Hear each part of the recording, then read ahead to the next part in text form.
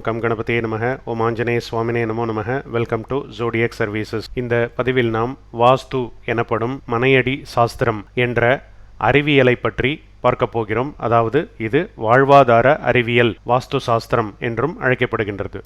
பொதுவாக வாஸ்து எனும் மனையடி சாஸ்திரம் இந்த பூமியில் வீடு, மனை, வியாபார ஸ்தலங்கள், அலுவலகங்கள், மண்டபம், கோவில் போன்ற அனைத்திற்கும் வரையறுக்கப்பட்டு நம் முன்னோர்களால் பின்பற்றப்பட்டு வந்த பொதுவான வாழ்வாதாரம் அல்லது வாழ்வியல் விதியாகும். இந்த பூமியிலிருந்து எந்த இடத்திலும் நாம் 8 திசைகளை வரையறுக்க முடியும்.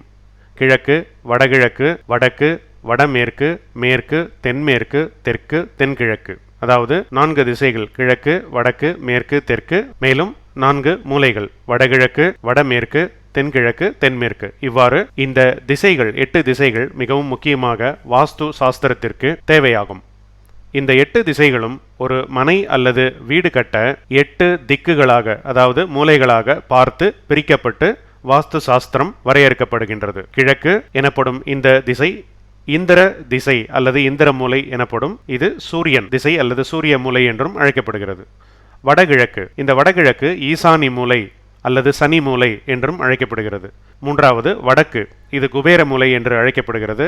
மேலும் வடமேற்கு வாயு மூலை என்று அழைக்கப்படுகிறது. மேற்கு திசை வருணன் சம்பந்தப்பட்ட வருண மூலை என்று அழைக்கப்படுகிறது. தென்மேற்கு, இது நிருத்தி மூலை அல்லது கன்னி மூலை என்று அழைக்கப்படுகிறது. தெற்கு யம மூலை அல்லது காலன் என்றும் அழைக்கப்படுகின்றது. தென்கிழக்கு அக்னி மூலை என்று அழைக்கப்படுகிறது. அக்னி மூலை என்பது தென்கிழக்கு ஆகும். இங்குதான் சமையலறை வரும். தென்கிழக்கு அக்னி மூலை என்று அழைக்கப்படுகின்றது. இவ்வாறு இந்த 8 திசைகள் அல்லது திக்குகள் மனை அல்லது கட்டிடம் கட்ட மிகவும் முக்கியமாக பார்க்கப்படுகின்றது. மேலும் ஒருவர் ஒரு இடத்தை வாங்கினால் அந்த இடத்திற்கு தெரு என்று சொல்லக்கூடிய ரோடு அமைப்பு, வழி அமைப்பு எந்த திசையில் இருக்கின்றது, அந்த மனை எப்படி அமைந்திருக்கின்றது, 8 திசைகளுக்கும் அந்த மனை எப்படி பொருத்தமாக இருக்கின்றது என்று அனைத்தையும் பார்த்து ஒரு இடம் அல்லது மனை வாங்க அனைவரும் வாஸ்து சாஸ்திரம் பார்த்து செய்கின்றார்கள். இது பொதுவாக நம் நாட்டில் பெரும்பாலான மக்கள் பின்பற்றப்படும் வழக்கமாக விளங்குகின்றது. ஒரு வீட்டிற்கு இவ்வாறு 8 திசைகளும் எவ்வாறு, அதாவது ஒரு வீட்டிற்கோ அல்லது கட்டிடத்திற்கோ எவ்வாறு இந்த 8 திக்குகள் மிகவும் முக்கியமாக கருதப்படுகின்றதோ, அதே போன்று நடுப்பகுதி, அதாவது அந்த பில்டிங் என்று சொல்லக்கூடிய கட்டிடத்தின் நடுப்பகுதி பிரம்மஸ்தானம் என்று அழைக்கப்படுகின்றது. இது ஒரு முக்கியமான ஸ்தானமாகும். பொதுவாக இந்த பிரம்மஸ்தானத்தை காலியாக விட்டுவிட வேண்டும் அல்லது பெரிய ஹால் போன்ற அமைப்பு அங்கு அந்த பிரம்மஸ்தானத்திற்கு நேர் கீழாக வர வேண்டும். மேலும் சில கட்டிடங்களில் பிரம்மஸ்தானம் மேலே ஒரு துவாரம் அல்லது காற்றோட்டம் வரக்கூடிய ஒரு வழி அமைக்கப்பட்டு அங்கு கண்ணாடி போன்ற அமைப்புகளும் பொருத்தப்படும். இது பிரம்மஸ்தானம் ஆகும். இவ்வாறு இந்த 9 விதிமுறைகளை கண்டிப்பாக பார்த்து வாஸ்து சாஸ்திரத்தில் அனுசரித்து கட்டிடங்கள் கட்டப்படுகின்றன. வீடு, மனை, கடை மற்றும் அலுவலகங்களுக்கு சரியானபடி வாஸ்து அமைப்பது மிகவும் முக்கியமாகும். வீட்டின் அமைப்பு, திசை, நீள அகலங்கள், ஜாதக ரீதியாக எப்படி வாஸ்து அமைய வேண்டும் ஆகிய அனைத்தும் பார்த்து கட்டிடங்கள் இருந்தால் நல்ல முன்னேற்றம், செல்வம் மற்றும் சகல சௌபாகியங்களும் கிடைக்கப்பெற்று நல்ல தெய்வ கடாட்சமும் கிடைக்கும் என்பது ஐதீகமாக இருக்கின்றது. அடுத்து வாஸ்து சாஸ்திரத்தில் கட்டிட கலை மிகவும் முக்கியமானதாகும். அதாவது ஆர்கிடெக்சர் என்று சொல்லக்கூடிய இந்த கட்டிடக்கலை மிகவும் முக்கியமானது. எந்த இடத்தில் சமையலறை வர வேண்டும், குளியலறை வர வேண்டும், மேலும் படுக்கை அறைகள் எங்கு வர வேண்டும், ஓய்வு அறைகள், பூஜை அறைகள், பொருள்கள் வைக்கக்கூடிய கொடவுன் என்று சொல்லக்கூடிய அறைகள் எங்கு அமைய வேண்டும், அனைத்தும் பார்த்து வாஸ்து சாஸ்திரப்படி இந்த கட்டிடம் ஆர்கிடெக்சர் அல்லது பிளான் என்பது வரையறுக்கப்பட்டு கட்டப்படுகின்றன. மேற்சொன்ன அனைத்து அறைகளும் சரியானபடி அமைந்தால் அந்த வீடு அல்லது அலுவலகம் ராஜயோக அமைப்பை கொடுக்கும் என்பது ஐதீகமாக இருக்கின்றது. மனையடி சாஸ்திர விதிகளின்படி உண்மையாக கருதப்படுகின்றது. இந்த வாஸ்து என்கிற மனையடி சாஸ்திரத்தில் மிகவும் முக்கியமானது காற்றோட்டம் மற்றும் சக்தி ஓட்டம் ஆகும். சக்தி ஓட்டம் என்பது காஸ்மிக் எனர்ஜி என்றும் சில சமயம் அழைக்கப்படுகின்றது. காற்றோட்டம், பஞ்சபூதங்களில் காற்று மிகவும் முக்கியமாக வீட்டிற்கு கருதப்படுகின்றது. அந்த காற்றோட்டம் நல்லபடியாக வீட்டில் அமைய வேண்டும். சூரிய ஒளி சரியானபடி வீட்டில் விழ வேண்டும்.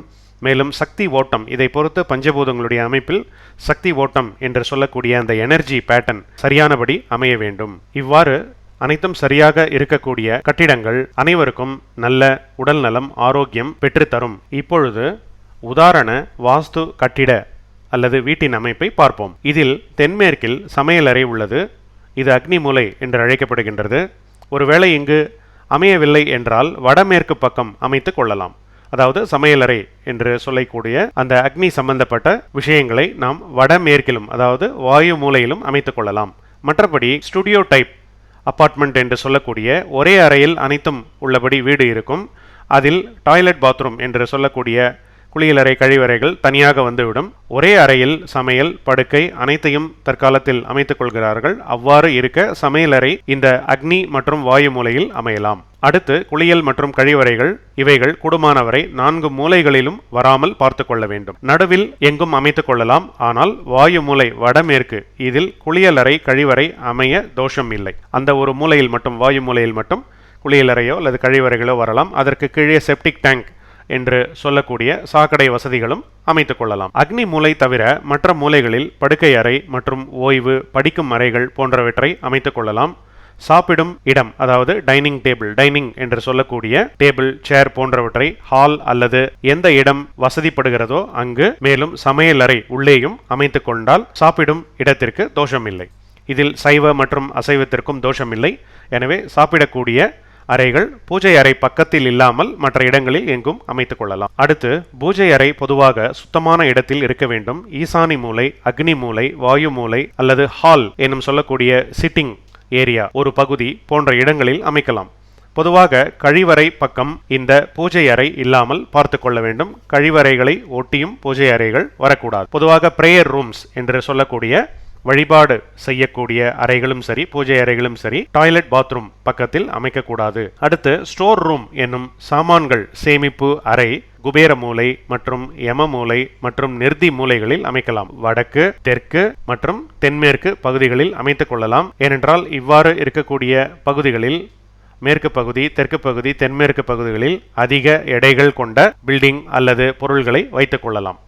பிரம்மஸ்தானம் என்பது வீட்டின் நடுப்பகுதி ஆகும். இங்கு ஹால் பெரிய அறைகள் அமைத்துக் கொள்ளலாம். சில வீடுகளில் அங்கு திறந்து கண்ணாடி அமைப்பது வழக்கமாக இருக்கின்றது. அந்த கண்ணாடியை திறந்தால் காற்று வீட்டிற்குள் ஆகாயத்திலிருந்து வரக்கூடிய தாத்பரியமாக இருக்கும். அது லட்சுமி கடாட்சமாகவும் இருக்கும். அங்கிருந்து காற்றோட்டம் பெற மிகவும் உத்தமமாகும். அது திறந்து இல்லாமலும் இருக்கலாம். எனவே இது எப்படி அமைந்தாலும் தோஷம் இல்லை. ஆனால் அதற்கு கீழே ஹாலில் எந்த பொருளையும் பிரம்மஸ்தானத்திற்கு நேராக எடை கொண்ட பொருள்களை வைத்துக் கொள்ளாமல் பார்த்து கொள்ள வேண்டும்.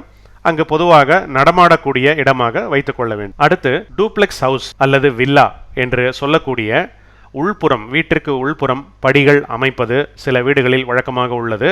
அவ்வாறு உட்புறம் படிகள் அமைய தோஷம் இல்லை. வெளியில் இருக்கும் படிகளுக்கு தோஷம் இருக்கின்றது. தெற்கு நோக்கி ஏறி அங்கேயே அதாவது ஒரே பக்கமே படிகள் முடியக்கூடாது. அதே போன்று கிழக்கு பக்கமும் ஏறி படிகள் முடியக்கூடாது. படிகள் ஒரு வளைவு கொடுத்து திரும்பி முடியுமாறு அமைக்க வேண்டும். அல்லது 2 வளைவுகள் கொடுத்து 3 படிக்கட்டுகளாக அமைத்துக் கொள்ள வேண்டும். மற்ற திசைகளுக்கு படி அமைக்க தோஷம் இல்லை. சில படிகள் 3 திசைகளில் இருக்கும். அவ்வாறு இருக்க அந்த படிகளுக்கும் தோஷம் இல்லை. ஒரு திசையில் ஏறி மறு திசையில் மீண்டும் ஏறி மறு திசையில் மீண்டும் முடியக்கூடிய அதாவது 3 சுற்றுகள் இருக்கக்கூடிய படிகள் நிறைய சுற்றுகள் இருக்கக்கூடிய படிகளுக்கு தோஷம் இல்லை. அவற்றை எவ்வாறு வேண்டுமானாலும் அமைத்துக் கொள்ளலாம். தண்ணீருக்கு தோஷம் இல்லை. பொதுவாக ஈசானி அல்லது சனி மூலையில் போர்வெல் போட்டு தண்ணீர் இறைப்பது வழக்கமாக இருக்கின்றது. அங்கு நீரோட்டம் இருக்க மிகவும் உத்தமம். இந்த திசையில் அதாவது சனி திக்கு என்று சொல்லக்கூடிய சனி திசை ஈசானி மூலையில் போர்வெல் அமைக்கலாம். அல்லது எங்கு நீர் கிடைக்கின்றதோ அங்கு அமைத்து ஒரு குழாய் மட்டும் ஈசானி மூலையில் வைத்துக் கொள்ள வேண்டும். அங்கு நீரோட்டம் இருப்பது போன்று பார்த்து கொள்ள வேண்டும். அங்கு போர்வெல் மோட்டார் போன்றவற்றையும் அமைத்துக் கொள்ளலாம். படிக்கட்டுகள் எப்போதும் ஒற்றைப்படையில் இருக்க வேண்டும். 1 3 5 7 9 அவ்வாறு அமைய வேண்டும். அதாவது லாபம் நஷ்டம் லாபம் போன்ற அமைப்பில் படிகளை வைத்துக் கொள்ள வேண்டும். அடுத்து முக்கியமான ஒன்று தெருக்குத்து தோஷம். ஒரு தெரு முடியும் இடத்தில் அல்லது ஆரம்ப இடத்தில் அல்லது 2 3 தெருக்கள் சந்திக்கும் இடத்தில் நிலைவாசல் அமைய பெற்றால் அது தெருக்குத்து தோஷம் என்று அழைக்கப்படும். இது வெளிப்புற காம்பவுண்ட் கேட்டிற்கு கிடையாது. வீட்டு நிலைவாசற் படிக்க பார்க்க வேண்டும். அவ்வாறு இருக்கக்கூடிய வாசக்கால் தெருக்குத்து தோஷம் இருந்தால் நேராக சுற்றுச்சுவர் எழுப்பி வெளிப்புறம் பார்த்து விநாயகர் சிலை அல்லது ஏதாவது ஒரு வழிபாடு செய்யும் தெய்வ சிலை வைக்க வேண்டும். கடை மற்றும் வியாபார ஸ்தலங்களுக்கு தெருக்குத்து இருக்க விநாயகர் மற்றும் இதர தெய்வங்கள் விக்கிரகங்கள் பார்த்து வைத்துக் கொள்ள வேண்டும். அதற்கு வழிபாடும் செய்யலாம். இதை தகுந்த ஜோதிட சாஸ்திரம் மூலம் அறிந்து செய்து கொள்ள வேண்டும். வாஸ்துவில் முக்கியமான ஒன்று அளவுகள் ஆகும். நீள அகலங்கள். இந்த நீள அகலங்கள் வெளி சுவர் சுற்றுச்சுவர் மனை, அறைகள், படிகள் போன்ற அனைத்திற்கும் நீள அகலங்கள் சரியான முறையில் இருக்க வேண்டும். இவ்வாறு நீள அகலங்கள் அமைந்தால் நல்ல சக்தி ஓட்டம், பஞ்சபூத அமைப்புகள் சீராகுதல், தன வரவு, அந்யோன்யமாக இருத்தல், சந்தோஷம், பிரயாண யோகம், ஒழுக்கம், வியாபார உத்தியோக வளர்ச்சிகள், சந்ததி விருத்தி, சுப நிகழ்வுகள், யோக அமைப்பு, ஆளுமை, கல்வி, பொருள் சேர்க்கை, தெய்வ அருள், அனுகூலம், மேலும் பல நன்மைகளை பெற்று அவ்வாறு இருக்கக்கூடிய வாஸ்து கிரகம் நல்ல வாழ்வு தந்து அந்த வீட்டில் இருப்பவர்களை நன்றாக வைக்கும் என்பது ஜோதிட சாஸ்திரத்தில் இருக்கக்கூடிய வாஸ்து சாஸ்திரத்திலும் கூறப்பட்டுள்ளது. இந்த அளவுகளை இப்போது பார்ப்போம். அனைத்து அளவுகளும் ஃபீட் என்று சொல்லக்கூடிய அடிகளில் கொடுக்கப்பட்டிருக்கின்றது. இது 6, 8, 10, 11, 16, 17, 20, 21, 22, 26, 27, 28, 30, 31, 32, 33, 35, 36, 39, 41, 42, 45, 52, 56, 60, 63, 64, 66, 68, 70, 71, 72, 73, 74, 77, 80, 84, 85, 87, 88, 89, 90, 91, 92, 95, 97, 99, 100, 101, 102, 106, 107, 108, 109, 110, 111, 112, 113, 115, 116, 119. இவ்வாறு இந்த அளவுகள் உத்தமமான அளவுகளாக சாஸ்திரத்தில் வரையறுக்கப்பட்டு அந்த மனையடி அறிவியலில் கொடுக்கப்பட்டிருக்கின்றது. இந்த அளவுகள் அமைப்பில் அனைத்து அறைகளும், வீடு, மனைகளும், ஒவ்வொரு அறை அளவுகளும், மாடிகளும் சரியானபடி அமைந்துவிட்டால் அது நல்ல வாஸ்து சாஸ்திரத்தில் நீள அகலத்துடன் அமைந்திருக்கிறது என்பதை புரிந்து கொள்ள வேண்டும். மற்ற அளவுகளை கூடுமானவரை தவிர்த்து விடுவது நல்லது. 119, அதாவது 119 அடிக்கு மேல் ஒரு பெரிய வீடுகள், கட்டிடங்கள் கட்ட வேண்டியிருந்தால் அவ்வாறு வரக்கூடிய கூட்டுத்தொகை இந்த நம்பரில் இருக்க வேண்டும். அதாவது மேற்கண்ட அனைத்து எண்களின் கூட்டுத்தொகையாக வருமாறு பார்த்து கொள்ள வேண்டும். இவ்வாறு 119 அடிக்கு மேல் அமையக்கூடிய கட்டிடத்தில் வீடு அல்லது மனை இருந்தால் அதை பகுதிகளாக பிரித்து கட்டிக்கொள்ள வேண்டும். அவ்வாறு பகுதிகளாக பிரித்து கொள்ளக்கூடிய அளவுகள் மேற்கூறிய அளவுகளில் வர வேண்டும். வாழும் வீடுகள், எங்கு நாம் படுத்து உறங்கி வழிபாடுகள் செய்கின்றோமோ அந்த இடத்திற்கு கூடுமானவரை அந்த வீட்டிற்கு இதை பார்த்து கொள்ள வேண்டும்.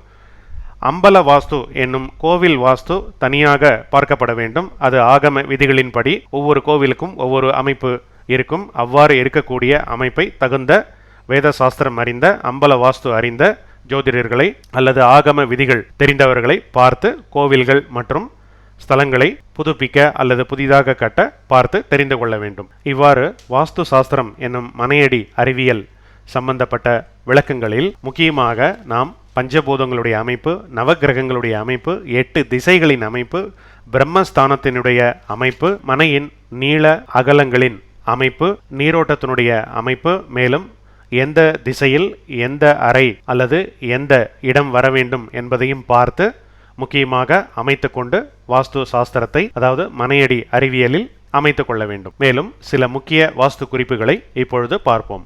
தெருக்குத்து, அதாவது தெரு சந்தி, வடகிழக்கில், அதாவது படத்தில் காண்பித்துள்ளபடி வடகிழக்கில், அதாவது வடக்கு மற்றும் கிழக்கு பகுதிகளில் ஈசானை மூலையில் அமைய ராஜயோகமாக இருக்கும். இது தெருக்குத்து தோஷமாக கருதப்படாது. இன்னும் அங்கு ஒரு தெய்வ விக்கிரகங்கள் வைத்து வழிபாடு செய்ய உத்தமமாக இருக்கும். மேலும் தென்கிழக்கு அக்னி மூலை பகுதியில் தெருக்குத்து தெற்கு பகுதியில் அமைய யோகம் தரும். அது கிழக்கு பக்கம் இருக்கக்கூடாது, அதாவது தென்கிழக்கு பக்கம் இருக்கக்கூடாது. தெற்கு பகுதியில் உள்ள தென்கிழக்கு பகுதியில் தெற்கு புறமாக பார்த்து தெருக்குத்து இருந்தால் அது யோகமாக இருக்கும். மேலும் வடமேற்கில் மேற்கு பகுதியில் தெருக்குத்து அமையவும் நல்ல யோகமாக இருக்கும். மற்ற தெருக்குத்து அமைப்பிற்கு முன்பு கூறியபடி சுவர் எழுப்பி தெய்வ விக்கிரகங்களை அமைத்து, குறிப்பாக விநாயகர் விக்கிரகங்களை அமைத்து வழிபாடு செய்ய வேண்டும். மேலும் அவரவர் மத சம்பந்தப்பட்ட கிறிஸ்தவர்கள் மற்றும் இஸ்லாமியர்கள் அவரவர் மத சம்பந்தப்பட்ட பெரியவர்களை கேட்டு தெரிந்து கொள்ள வேண்டும். வடக்கிலும் கிழக்கிலும் அதிக இடம் விட்டு தெற்கு பக்கம், தென்மேற்கு பக்கம், மேற்கு பக்கம் வீடு அல்லது கட்டிடம் அதிகம் இருக்குமாறு கட்ட வேண்டும். அந்த பகுதிகளில் கன்னி மூலை, மேற்கு மூலை, தெற்கு மூலைகளில் அதிகமாக எடை இருக்குமாறு கட்ட வேண்டும். மற்ற வடக்கு பகுதி, கிழக்கு பகுதியில் இடம் அதிகமாக, காலி இடம் அதிகமாக விட்டு அங்கு பார்க்கிங் போன்ற வசதிகளை அமைத்துக் கொள்ளலாம். நிலை வாசற்படி என்று சொல்லக்கூடிய வாசக்கால் வெளிப்புறத்திலிருந்து பார்க்க இந்த பதிவில் காட்டியுள்ளபடி முன்புற சுவர் அமைப்பில் மொத்தம் எத்தனை அடிகள் உள்ளதோ அவ்வாறு அந்த அடிகளுக்கு ஏற்ப சூரியன், சந்திரன், செவ்வாய், புதன், குரு, சுக்கிரன், சனி ஆகிய 7 கிரகங்களாக அந்த மொத்த அளவுகளை பிரித்து சூரியன், சந்திரன், புதன், குரு, சுக்கிரன் இந்த அமைப்பில் வாசக்கால் வருமாறு அமைத்துக் கொள்ள வேண்டும். அதாவது ஒரு உதாரணத்திற்கு 21 அடி முன்புறம் அளவுகள் இருந்தால் அந்த 21 அடியை மொத்தமாக நாம் 7ஆல் வகுத்து கொள்ள வேண்டும். 7 கிரகங்களுக்கு 21 அடியில் 3 அடியில் நாம் வாசக்கால் அமைத்துக் கொள்ளலாம். அந்த 3 அடி சூரியன், சந்திரன் இரண்டுக்கும் சேர்த்து அமைக்கலாம், அல்லது புதன் தனியாக அமைத்துக் கொள்ளலாம், குரு பகுதியிலும் தனியாக அமைத்துக் கொள்ளலாம், சுக்கிரனுடைய பகுதியிலும் தனியாக அமைத்துக் கொள்ளலாம். இவ்வாறு வாசற்கால் அமைக்கும் பொழுது அந்த கிரகத்தினுடைய அமைப்பை பார்த்து அனுசரித்து அதன்படி வைத்துக் கொள்ள வேண்டும். மற்ற கிரகங்களுடைய, அதாவது செவ்வாய், சனி போன்ற கிரகங்களுடைய அமைப்பில் வாசக்கால் வரக்கூடாது. எனவே மேற்கண்ட சுப கிரகங்கள் ஸ்தானத்தில் 3 அடி வாசக்கால் அமைக்க உத்தமமாக இருக்கும். குறியிட்ட நார்த் வெஸ்ட், அதாவது வடமேற்கு, சவுத் ஈஸ்ட் தென்கிழக்கு, சவுத் வெஸ்ட் தென்மேற்கு இடங்களில் வாசக்கால் வரவே கூடாது. அவ்வாறு வர அதற்கு தகுந்த பரிகாரங்களை செய்து கொள்ள வேண்டும். அடுத்து ஹால் மற்றும் சிட்டிங் அல்லது ரிசப்ஷன் போன்ற இடத்தை வடக்கு, வடகிழக்கு, வடமேற்கு மற்றும் தென்கிழக்கில் அமைத்துக் கொள்ளலாம். ஆபீஸ், அலுவலகம் தென்மேற்கு, தென்கிழக்கில் அமைக்க வேண்டும். இந்த பதிவில் அந்த அமைப்புள்ள படங்கள் கொடுக்கப்பட்டிருக்கின்றன, அதை பார்த்து தெரிந்து கொள்ள வேண்டும். இது பூஜை அறை ஈசானி மூலை, வாயு மூலை, அக்னி மூலைகளில் வரலாம். அதாவது வழிபாடு ஸ்தலங்கள், பிரேயர் பண்ணக்கூடிய, தொழுகை செய்யக்கூடிய இடங்கள், மேலும் படிக்கும் அறை 4 திசைகளிலும் எங்கும் வரலாம். அதையும் பார்த்து நல்லபடியாக அமைத்துக் கொள்ள வேண்டும். சமையலறை, அதாவது அக்னி மூலை என்று சொல்லக்கூடிய மற்றும் வடமேற்கு மேற்கூறியபடி இந்த பதிவில் முன்பு கூறியபடி அந்த வாயு மூலையிலும் வரலாம். மேலும் பூஜை அறையும் அதனோடு சேர்ந்தும் அமைத்துக் கொள்ளலாம். அதற்கும் தோஷமில்லை. மேலும் உணவு உண்ணும் அல்லது டைனிங் என்று சொல்லக்கூடிய சாப்பிடும் இடம் வடக்கு, கிழக்கு, தெற்கு இடங்களில் அமைத்துக் கொள்ளலாம். சமையலறை உள்ளும் இவ்வாறு சாப்பிடக்கூடிய டேபிள், சேர் வசதிகளை அமைத்துக் கொள்ளலாம். மேலும் படுக்கை அறை, கூடுமானவரை அக்னி மூலையில் படுக்கை அறை வருவதை தவிர்த்து விட வேண்டும். மற்ற 3 மூலைகளில் படுக்கை அறைகளை தாராளமாக அமைத்துக் கொள்ளலாம். பார்க்கிங் மற்றும் போர்டிகோ, வராண்டா ஆகிய அமைப்புகளை கிழக்கு மற்றும் வடக்கில் அமைத்துக் கொள்ள உத்தமமாக இருக்கும். அந்த திக்குகள் மிகவும் கை கொடுக்கும். கழிவறை மற்றும் குளியலறை வாயு மூலையில் வரலாம், மற்ற மூலைகளில் வரக்கூடாது. ஆனால் 4 திக்குகளில் நடுப்பகுதியில் எங்கும் வரலாம். போர்வெல், சம்ப் அல்லது வாட்டர் நீர் சம்பந்தப்பட்ட ஸ்தானங்கள், அதற்கு பொருத்தமான மோட்டார்கள் இவ்வாறு அமையக்கூடிய இடம் ஈசானி அல்லது சனி மூலையாகும். வடகிழக்கு இந்த இடத்தில் அமைய உத்தமம். ஆனால் எங்கு தண்ணீர் இருக்கின்றதோ அந்த ஓட்டத்திற்கு ஏற்ப போர்வெல் அமைத்துக் கொண்டு வடகிழக்கில் அந்த நீர் தேக்கங்கள் இருக்கக்கூடிய சம்ப் என்று சொல்லக்கூடிய தொட்டிகளையும் பூமிக்கடியில் அமைத்துக் கொள்ளலாம். அதுவும் உத்தமமாக இருக்கும். செப்டிக் டேங்க் ஏற்கனவே கூறியபடி கழிவறைகள் வடக்கு, வடமேற்கு மற்றும் கிழக்கில் பூமிக்கு உள்ளே அமைய வேண்டும், வெளியில் வரக்கூடாது. படிக்கட்டுகள் ஒரே நேர்கோட்டில் ஆரம்பித்து முடியக்கூடாது. ஒரு திசையில் ஏறி திரும்பி மற்ற திசையில் முடிய வேண்டும். எத்தனை முறை வேண்டுமானாலும் படிக்கட்டுகள் திரும்பி வரலாம், ஆனால் கண்டிப்பாக ஒரு சுற்றாவது திரும்பி முடிய வேண்டும். 2 திருப்பம் உள்ள படிகள், 3 திருப்பம் உள்ள படிகள் தாராளமாக எங்கும் அமைத்துக் கொள்ளலாம். உள்ளே வெளியே எதற்கும் தோஷம் இல்லை. ஒரே நேர்கோட்டு படிகளை கிழக்கு புறமாகவோ தெற்கு புறமாகவோ ஏறி முடியுமாறு அமைக்கக்கூடாது. 2 அல்லது 3 அதற்கு மேற்பட்ட திருப்பங்களில் படிகள் அமைத்துக் கொள்ளலாம். மிகவும் முக்கியமான ஒன்று. காம்பவுண்ட் கேட், வெளிப்புற கேட் அமைப்புகள் தென்மேற்கு அமைப்பு தவிர வேறு எந்த திசையிலும் வரலாம். அதாவது கன்னிமூலை என அழைக்கப்படும் தென்மேற்கு திசையில் கேட்டு வராமல் பார்த்து கொள்ள வேண்டும் கூடுமானவரை. இவ்வாறு குறியிட்ட படங்களை இந்த பதிவில் பார்த்து புரிந்து கொள்ளவும். ஆனால் வெளிப்புற கேட்டிற்கு பொதுவாக வாஸ்து பார்க்க வேண்டாம் என்ற ஐதீகமும் இருக்கின்றது. இறுதியாக வாஸ்து என்ற அறிவியல் நம் பூமி மற்றும் சூரிய மண்டலம், நவகிரக அமைப்பு, பஞ்சபூதங்கள் மற்றும் பிரபஞ்ச அமைப்பின் அறிவியல் போன்ற அனைத்து அம்சங்களையும் உள்ளடக்கி கொண்டு உள்ளது.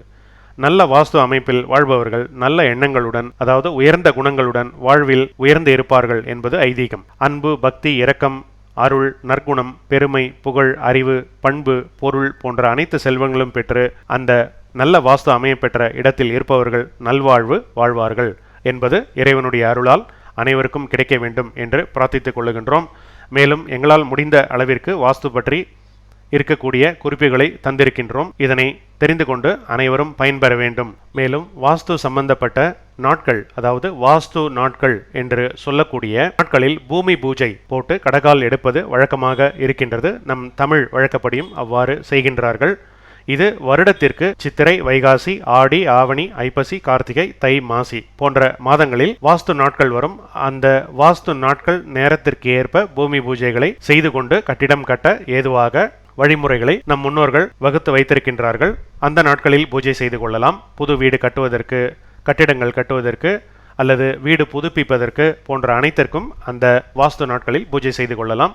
அவ்வாறு முடியவில்லை என்றால் மற்ற முகூர்த்த நாட்களில் ஜாதகத்திற்கு ஏற்ப நல்ல ஜோதிடரை கண்டு மேலும் எந்த நாட்களில் நல்ல முகூர்த்த நாட்களில் வாஸ்து பூஜை செய்யலாம் என்பதை கேட்டும் தெரிந்து கொண்டு அன்பர்கள் அதை செய்து கொள்ளலாம். இந்த பதிவில் வாஸ்து சாஸ்திரத்தை ஓரளவுக்கு முடிந்தவரை கேட்டு தெரிந்து கொண்டதற்கு அனைவருக்கும் நன்றி. மேலும் ஜோடியாக் சர்வீசஸ் மூலமாக உங்கள் GR நரசிம்மன். நன்றி, வணக்கம்.